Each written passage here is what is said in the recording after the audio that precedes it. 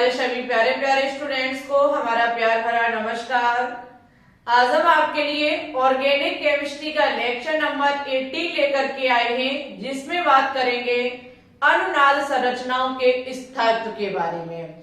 इससे पहले हमने आपको पिछले लेक्चर में अनुनाद संरचना बनानी सिखाई थी। अनुनाद संरचना है क्या, इसके बारे में हमने आपको पूर्णतः जानकारी दी थी। बात है स्थायित्व की। जब हमने आपको प्रेरक प्रभाव पढ़ाया तो वहां भी स्थायित्व कराया था, और अनुनादी संरचना जब हमने आपको पढ़ाई तो इसका भी स्थायित्व आपके लिए जानना बहुत जरूरी है, क्योंकि वनडे एग्जाम हम किसी को भी उठा के देख ले, सभी में एक ना एक क्वेश्चन जरूर पूछा जाता है। तो चलिए ज्यादा समय नहीं लेंगे, डायरेक्ट हम अनुनादी संरचनाओं के स्थायित्व को देखेंगे। हम क्या काम करेंगे, इसके पहले बेसिक रूल पढ़ेंगे कि अनुनाद संरचनाओं का जब स्थायित्व देखते हैं तो इसके रूल क्या है, जिसके अकॉर्डिंग हम पहचान पाएंगे कि किसमें स्थायित्व सबसे ज्यादा है और किसमें स्थायित्व सबसे कम है।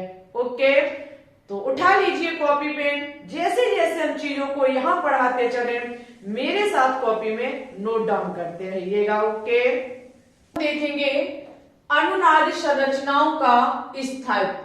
इसके बेसिक रूल क्या है, हम कैसे जानेंगे कि सबसे अधिक जो स्टेबिलिटी है वो किस संरचना की है। स्थायित्व को इंग्लिश में स्टेबिलिटी कहते हैं।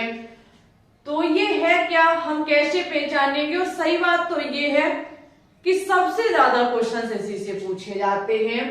पहला रूल हमारा कहता है कि जो उदासीन है वो ज्यादा स्थायी होगा, जो आवेशित है वो कम स्थायी होगा।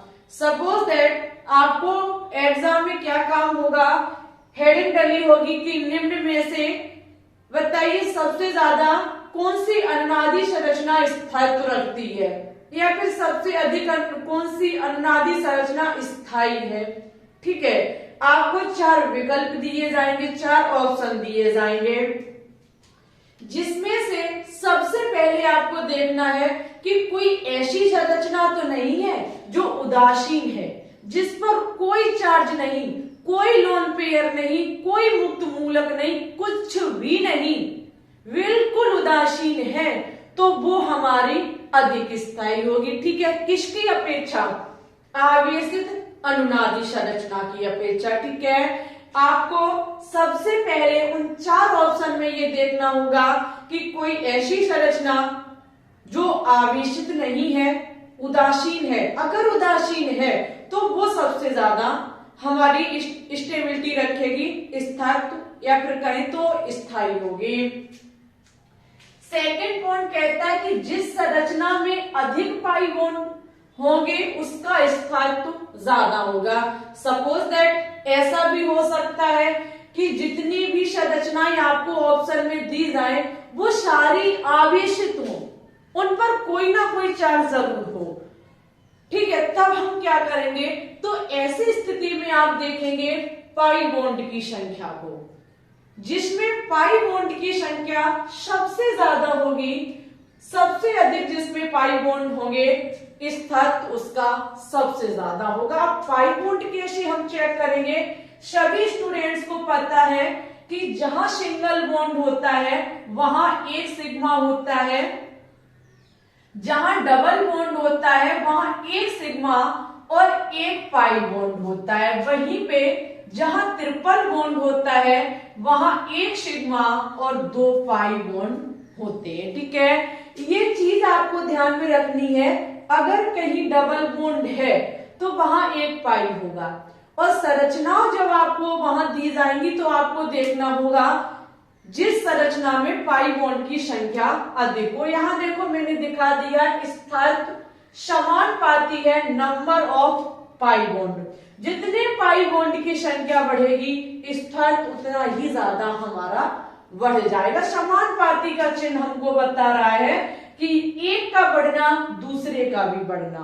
अगर पाई बॉन्ड की संख्या बढ़ रही है तो स्थायित्व भी बढ़ जाएगा। और यहाँ लिखा उदासीन अनुनादी संरचना अधिक स्थायी है आवेशित अनुनादी संरचना के। ठीक है, 2 स्थिति हमारी कंफर्म होती हैं। नेक्स्ट पॉइंट कहता है विद्युत ऋणात्मक तत्व पर ऋणात्मक आवेश होना ज्यादा स्थायी है और विद्युत धनात्मक तत्व पर धनावेशित का होना अधिक स्थायी है। कहने का मतलब है आपको हमने विद्युत ऋणात्मकता के बारे में पढ़ाया, जहां पे मैंने आपको सिखाया पीरियोडिक टेबल में कि फ्लोरीन जो है वो सर्वाधिक विद्युत ऋणात्मक वाला तत्व है। क्यों? क्योंकि जब हम आवर्त में दाएं से बाएं की तरफ जाते हैं तो हमेशा जो विद्युत ऋणात्मकता है उसका मान बढ़ जाता है। ठीक है, तो अगर ऑक्सीजन पर माइनस चार्ज है या फ्लोरीन पर हमारा माइनस चार्ज है तो ये हमें शोभा देता है। समझना जो बात हम कह रहे हैं, यहां मैंने लिखा कि विद्युत ऋणात्मक तत्व पर ऋणात्मक आवेश होना अधिक स्थायी है और विद्युत धनात्मक तत्व पर धनावेशित का होना अधिक स्थायी है। अगर हमारा लिखा हुआ है ऑक्सीजन, ठीक है, सभी विद्यार्थियों को पता है कि ऑक्सीजन एक विद्युत ऋणात्मक तत्व है। अगर पीरियोडिक टेबल में देखें तो सबसे ज्यादा जो विद्युत ऋणात्मक वाला तत्व है वो फ्लोरीन है, जबकि सेकंड नंबर पर हमारा ऑक्सीजन ही है। सेकंड नंबर पर कौन सा है? ऑक्सीजन है। तो इस पर शोभा क्या देगा? Minus charge. क्यों? क्योंकि ये ऋणात्मक आवेश वाला तत्व है और सपोज दैट हम इस पर प्लस कर देते हैं तो ये शोभा नहीं देगा। तो वही चीज यहां लिखी हुई है कि अगर कोई हमें संरचनाएं गिवन हो और वहां पर ऑक्सीजन पर पॉजिटिव हो, ठीक है, समझना मेरी बात को, और दूसरा और अनुनादी संरचनाएं जिसमें हमने देखा सोडियम पर प्लस है, तो अच्छा सोचो शोभा कौन देगा? सोडियम पे प्लस। क्यों? क्योंकि सोडियम जो है वो धनात्मक तत्व है। कैसा तत्व है? धनात्मक। जब ये धनात्मक तत्व तो इस पर धन चार्ज शोभा देगा। ऑक्सीजन ऋणात्मक तत्व तो इस पर प्लस चार्ज शोभा नहीं देगा। हाँ, प्लस बन सकता है। कैसे? जब अनुनादी संरचनाओं का परिवर्तन करेंगे, जैसे कल हमने आपको सिखाया था। ये चीज हम आपको बताना चाहते हैं कि जैसे कि आपका फ्लोरीन हुआ, क्लोरीन, ब्रोमीन, आयोडीन, ऑक्सीजन, समझते रहे ना, ऑक्सीजन, कार्बन, नाइट्रोजन, ये सभी विद्युत ऋणात्मक वाले तत्व हैं और अधिकतम वनडे एग्जाम में इन्हीं को लेकर के क्वेश्चंस किए जाते हैं। इन्हीं सपोज दैट किसी पर प्लस चार्ज है तो ये शोभा नहीं देगा। और हम आगे देखेंगे कोई ऐसी संरचना दी है जैसे सोडियम जिस पर प्लस चार्ज होता है, सोडियम प्लस होती है, इलेक्ट्रॉन को क्या करती है? दान करती है। दान करके ये प्लस चार्ज बनाती है। सोडियम धातु भी है, कैसे भी समझ लीजिए, ठीक है। तो सोडियम एक प्लस चार्ज को रखती है तो इस पर शोभा देता है। क्यों? क्योंकि ये धनात्मक हमारा तत्व है। क्यों तत्व? क्योंकि इलेक्ट्रॉन को दान करता है। समझ गए मेरी बात को? तो अगर कोई विद्युत ऋणात्मक तत्व जिस पर माइनस चार्ज है तो वो स्थायी है और धनात्मक तत्व जिस पर पॉजिटिव चार्ज है, प्लस का चार्ज है, तो वो स्थायी है। अगर अदला बदली है तो वहां थोड़ा दिमाग लगाना होगा। कैसे? हम समझाएंगे। नेक्स्ट पॉइंट हमारा कहता है संरचना पर धनात्मक और ऋणात्मक आवेश पास पास है तो अधिक स्थायी होगा। कोई दो संरचनाएं आपको दी गई हैं, ठीक है, और उनमें क्या काम है? प्लस और माइनस दोनों पर है। ऐसी स्थिति आपको देखनी होगी, ऐसी संरचना आपको देखनी होगी जहां पर प्लस और माइनस पास पास परमाणुओं पर लगे हों, वो हमारा अधिक स्थायी होगा। समझ गए? नहीं समझे तो एग्जाम्पल से समझ जाओगे। लेकिन ये जो हमने आपको स्थिति बताई है, ये जो रूल बताए हैं, वो आपको हमेशा याद रखने हैं। अनुनादी संरचनाओं का स्थायित्व जो है वो इन्हीं चार से निकलता है। सबसे पहले आप देखेंगे कि कोई ऐसी संरचना तो नहीं है जो उदासीन है। उदासीन है, खट से उसी पर टिक कर दीजिए, खेल खत्म, ठीक है। अगर भाई उदासीन नहीं है, सभी पर कुछ ना कुछ आवेश है, तो ऐसी स्थिति में हम पाई बॉन्ड को देख सकते हैं, जिसमें पाई बॉन्ड की संख्या देखो यहां भी नहीं बात बढ़ रही, दोनों में बराबर पाई बॉन्ड की संख्या निकल के आ रही है। तो ऐसी स्थिति में हम चार्ज को देखेंगे, ठीक है। चार्ज की जब स्थिति ना समझ में आए तो ऐसी भी स्थिति बनके तैयार हो सकती है जहां पर हमारे धनात्मक और ऋणात्मक आवेश जो है वो कुछ पास और कुछ दूरी की स्थिति पर हो, वहां पर भी हम इस तथ्य को ज्ञात कर सकते, स्टेबिलिटी को पता कर सकते हैं। हमें पूरा भरोसा है कि ये चीजें आपके थोड़ी थोड़ी तो दिमाग में घुसी ही होंगी, और नहीं है तो धैर्य बना के रखो। हम एग्जाम्पल आपके सामने अभी रखेंगे, चीजें क्लियर हो जाएंगी। उससे पहले वही बात हम फिर से बोलना चाहेंगे कि अनुनाद संरचनाओं को कैसे बनाना सीखें। सभी स्टूडेंट्स वो वीडियो अच्छे से देख लें। बहुत मेहनत भरी हमारी क्लास थी, 1 घंटे की क्लास है, कोई ज्यादा ना लंबी है ना ज्यादा छोटी है, ठीक है। जो भी है वो आपके लिए इम्पोर्टेंट है। और इसी के साथ अभी से इस वीडियो को एक बार लाइक कर दें, शेयर कर दें, और आप चैनल पे न्यू है तो चैनल को भी सब्सक्राइब कर लें, ठीक है। अब हम बात करेंगे एग्जाम्पल पर। उससे पहले भाई इसकी स्क्रीनशॉट भी ले लीजिए। चलिए तो अब हम देखेंगे एग्जाम्पल को कि हम किस प्रकार से कौन से रूल के माध्यम से समझ पाएंगे कि सबसे अधिक स्थायित्व किस संरचना का है। सबसे पहले फर्स्ट वाले एग्जाम्पल को आप देखेंगे, CH2 double bond CH single bond Cl। इसी के साथ ये पहला क्वेश्चन है हमारा जिसमें हमने 2 ऑप्शन लिए हैं, बट एग्जाम में आपको 4-4 क्वेश्चंस देखने को मिलेंगे, वो सॉरी 4-4 ऑप्शन देखने को मिलेंगे। एग्जाम्पल यहाँ हमारा क्वेश्चन हमसे पूछता है कि हमें बताइए कौन सा स्थायित्व किसका ज्यादा होगा, वो भी आपको किस किस के बीच, A और B के बीच। हर जगह आपको A और B के बीच देखना है स्थायित्व।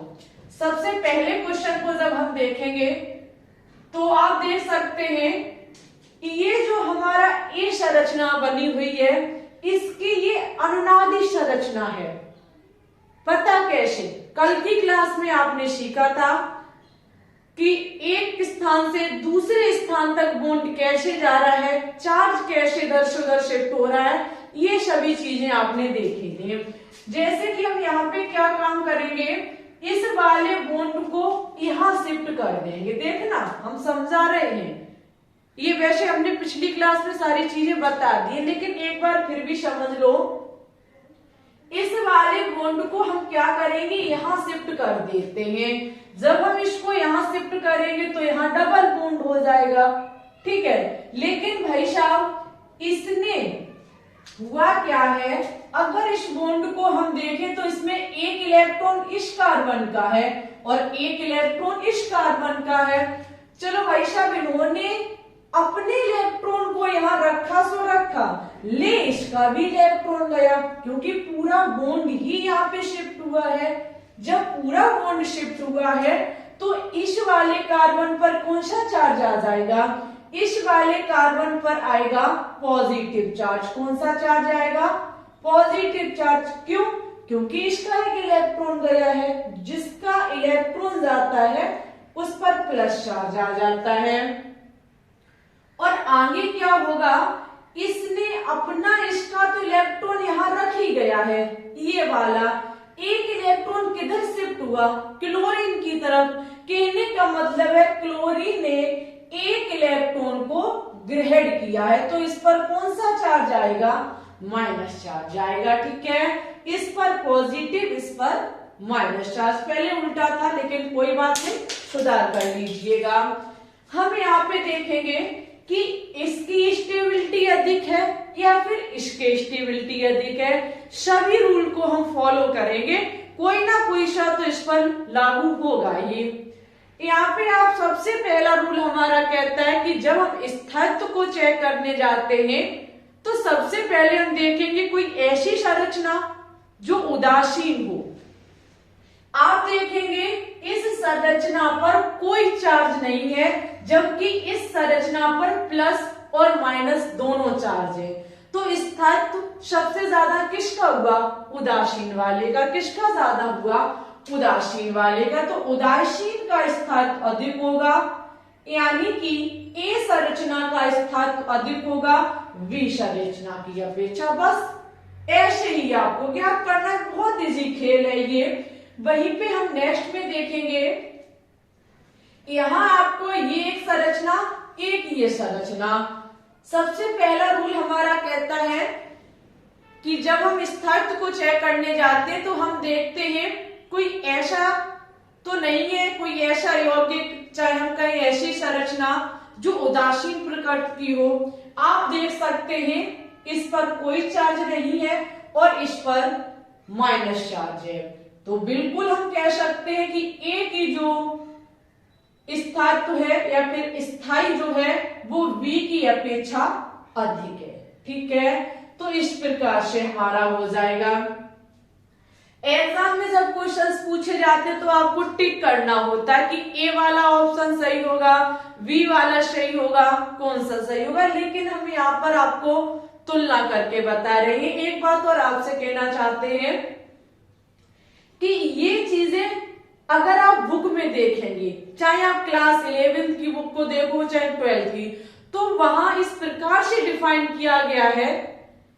डिफाइन क्या, वहां जो डेफिनेशनें दी गई हैं, जो वहां लिखा हुआ है वो ज्यादा लॉन्ग है और ऐसे ऐसे शब्द को ऐड किया गया जहां समझना मुश्किल है। इसलिए इजी ट्रिक मान लीजिए, चाहे शॉर्ट फॉर्मूला मान लीजिए, चाहे बेसिक रूल मान लीजिए, कुछ भी मान लीजिए, जो हम आपके लिए लेकर के आए हैं, इससे आउट कुछ आएगा नहीं और इससे बेहतर आप कहीं सीख नहीं पाओगे, ये बात कंफर्म है हमारी। ठीक है, आप कहीं से भी पढ़ लेना, चाहे बुक से पढ़ लेना, चाहे अदर कहीं से पढ़ लेना, इससे बेस्ट तरीका आपको मिलेगा नहीं और आप सीख भी नहीं पाएंगे। ठीक है, और आज अगर आप पूरे मन के साथ क्लास को देखते हैं तो पक्का सीख जाएंगे।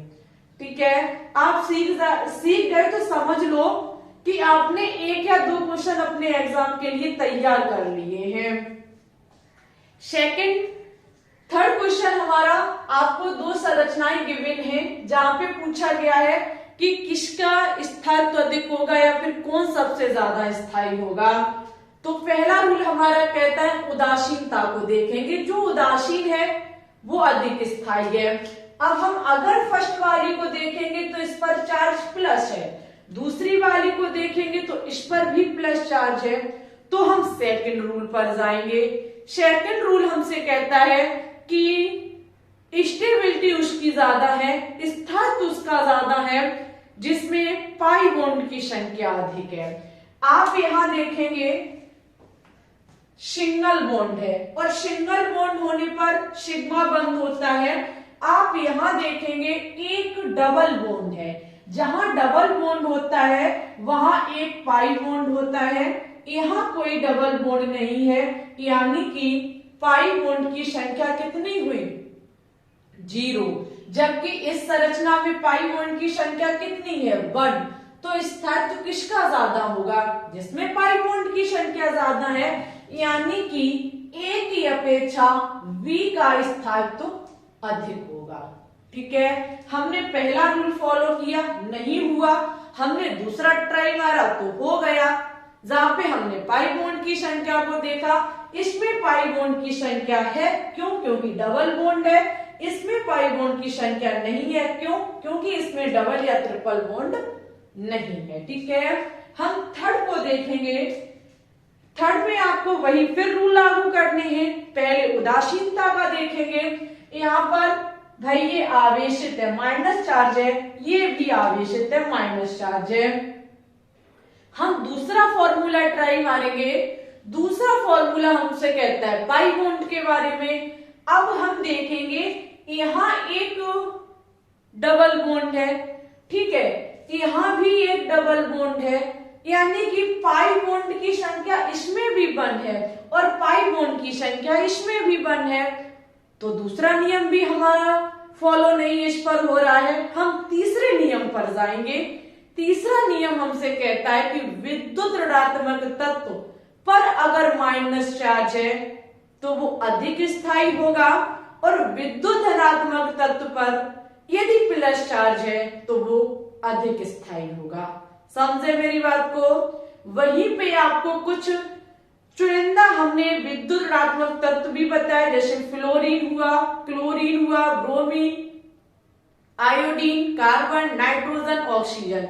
ये चुनिंदा में से हैं जो अक्सर वनडे एग्जाम में लिख करके आते हैं। तो सबसे पहले आप देखेंगे दोनों में चार्ज कौन सा है, इसमें भी माइनस है, इसमें भी माइनस है, लेकिन है किस तत्व पर, समझना मेरी बात को, इस पर कार्बन पर है और यहाँ पर ऑक्सीजन पे है। और अभी मैंने बोला कि ऑक्सीजन भी विद्युत ऋणात्मक तत्व है और कार्बन भी विद्युत ऋणात्मक तत्व है, तो भाई दोनों पर चार्ज तो अच्छा खासा है, क्योंकि विद्युत ऋणात्मक तत्व पर ऋणावेशित चार्ज ही शोभा देता है, ऋणावेशित चार्ज ही उसके स्थायित्व को बताता है। ठीक है, लेकिन इसमें भी आपको अब देखना होगा कि अधिक विद्युत ऋणात्मक तत्व हमारा कौन सा है। जहां पे आवर्त सारणी को उठा करके देखें तो फ्लोरीन सबसे ज्यादा है विद्युत ऋणात्मक वाला तत्व, उसके बाद हमारा ऑक्सीजन है। पूछो कैसे? क्योंकि इसका एक क्रम होता है कि आवर्त सारणी में जब हम बाएं से दाएं की तरफ जाते हैं तो विद्युत ऋणात्मकता का मान बढ़ जाता है। आपका कार्बन पहले पड़ता है, तब नाइट्रोजन, फिर ऑक्सीजन, फिर फ्लोरीन, तो सर्वाधिक फ्लोरीन का होगा, फिर ऑक्सीजन का, फिर नाइट्रोजन का, फिर कार्बन का। तो अधिक विद्युत ऋणात्मक तत्व कौन सा हुआ? ऑक्सीजन। तो स्थायित्व भी किसका ज्यादा होगा? ऑक्सीजन को। माइनस चार्ज भी है, शोभा भी दे रहा है, तो हमारा V का जो स्थायित्व है वो A की अपेक्षा अधिक होगा। समझ गए? अगर समझ गए तो बहुत अच्छी बात है, अगर डाउट है तो आप कमेंट बॉक्स में कमेंट करना, हम आपके डाउट को क्लियर कर देंगे। आपका पांचवा क्वेश्चन क्या काम कर रहा है? वही बात, आपको स्थायित्व चेक करना है, इसमें ज्यादा है या इसमें ज्यादा है। पहला रूल लगाएंगे उदासीनता को लेकर के। जब हम पहला रूल लगाएंगे तो देख सकते हैं आप, पहला आपका यहाँ फॉलो हो रहा है, पहला आपका फॉलो हो रहा है, इसमें कमी कर गए हम, पता क्या, यहाँ पर आपका प्लस चार्ज होगा। ठीक है, तभी तो हर तरीके का सवाल बन सकता है। यहाँ पे प्लस चार्ज होगा और यहाँ भी प्लस, इट्स ओके। आपको क्या काम करना है, इसमें स्थायित्व चेक करना है कि A का अधिक होगा या B का अधिक होगा। तो सबसे पहले हम वही काम करेंगे, उदासीनता को देखेंगे। भाई नहीं, दोनों हमारे आवेशित हैं, इस पर प्लस है, इस संरचना पर भी प्लस है, इट्स ओके। हम पाई बॉन्ड को देखेंगे तो यहाँ पर डबल बॉन्ड है और यहाँ भी डबल बॉन्ड है, पाई बॉन्ड की संख्या दोनों में बराबर है, 1 1। हम क्या काम करेंगे, फिर वही काम करेंगे, विद्युत ऋणात्मक तत्व और विद्युत धनात्मक तत्व को देखेंगे। तो यहाँ पर ऑक्सीजन पर प्लस चार्ज है और नाइट्रोजन पर भी प्लस चार्ज है, समझना मेरी बात को। जबकि ऑक्सीजन हमारा सेकंड नंबर पर सर्वाधिक विद्युत ऋणात्मक वाला तत्व है और है इस पर क्या, प्लस चार्ज।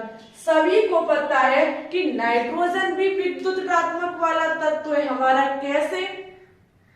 क्योंकि अभी मैंने बताया कार्बन, फिर नाइट्रोजन, फिर ऑक्सीजन, फिर फ्लोरीन, सबसे ज्यादा फ्लोरीन का, फिर ऑक्सीजन का होता है, तब नाइट्रोजन हमारा विद्युत ऋणात्मक वाले तत्व पर आता है। सबसे ज्यादा ऑक्सीजन का होता है, सबसे ज्यादा नाइट्रोजन का होता है।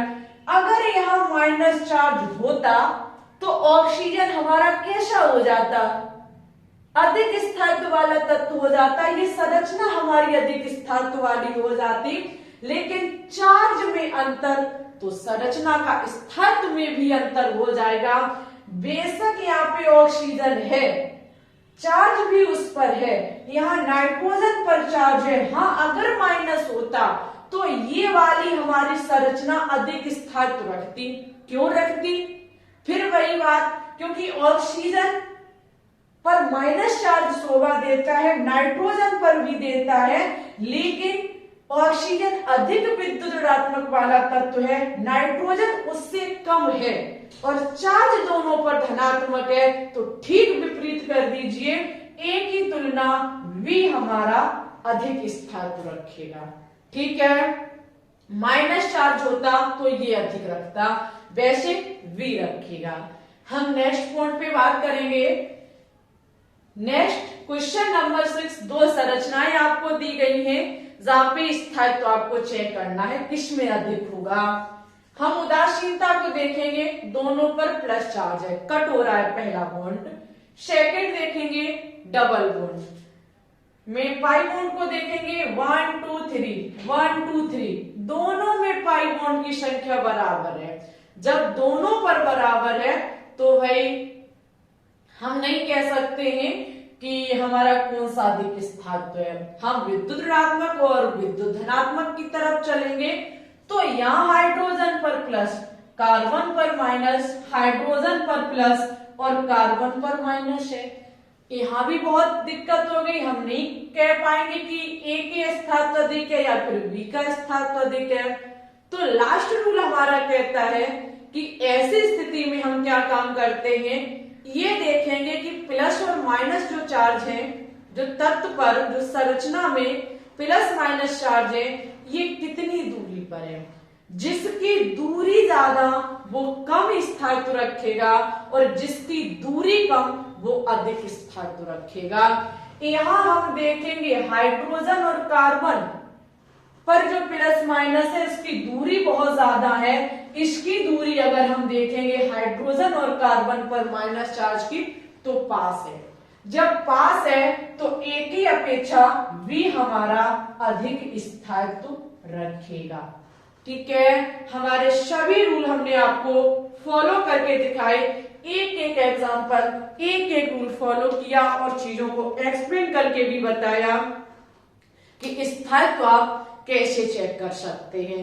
अभी भी आपके मन में किसी भी प्रकार का कोई भी डाउट है, आप कमेंट बॉक्स में कमेंट कर सकते हैं, हम आपके कमेंट का रिप्लाई करेंगे या फिर हम इस चीज को दोबारा से समझाने का प्रयास करेंगे। ठीक है, आज हमारा अनुनाद टॉपिक खत्म होता है। नेक्स्ट क्लास में हम मेसोमेरिज्म के बारे में पढ़ेंगे, तो वो टॉपिक भी आपके लिए कीमती है। उसके लिए अब आपको कल क्लास पक्का देखने को मिलेगी। पर डे आपकी क्लास चलती है। ऑर्गेनिक केमिस्ट्री जैसे ही आपकी खत्म होती है, ये समझ लेना आपने बहुत कुछ सीख लिया। सभी स्टूडेंट्स कमेंट बॉक्स में कमेंट करके हमें बताएंगे कि आपको ये आज का टॉपिक समझ में आया या नहीं आया। स्थायित्व को यदि सीख गए तो अनुनादी संरचना से अगर वनडे एग्जाम में कोई भी क्वेश्चन पूछा जाएगा, आप 100% करके आएंगे। ठीक है, उसी के साथ डेली सुबह 7 बजे हमारे साइंस की क्वेश्चनों की क्लास चल रही है, लाइव स्ट्रीम चलाते हैं सुबह 7 बजे, जहां पर फिजिक्स, केमिस्ट्री और बायोलॉजी तीनों के क्वेश्चन सॉल्व कराते हैं। तो सुबह 7 बजे जुड़ना ना भूलें। इसी के साथ टेलीग्राम चैनल को ज्वाइन कर लीजिए, लिंक डिस्क्रिप्शन में डली हुई है, अन्यथा आप सर्च करना तो आपको मिल जाएगा। तो फिर ठीक है, आज के लिए बस इतना ही रखते हैं। इसी के साथ आप एक बार वीडियो को लाइक कर दें, शेयर कर दें, चैनल पे न्यू है तो चैनल को भी सब्सक्राइब कर लें। ठीक है, बहुत बहुत धन्यवाद क्लास को अंत तक देखने के लिए। All the best.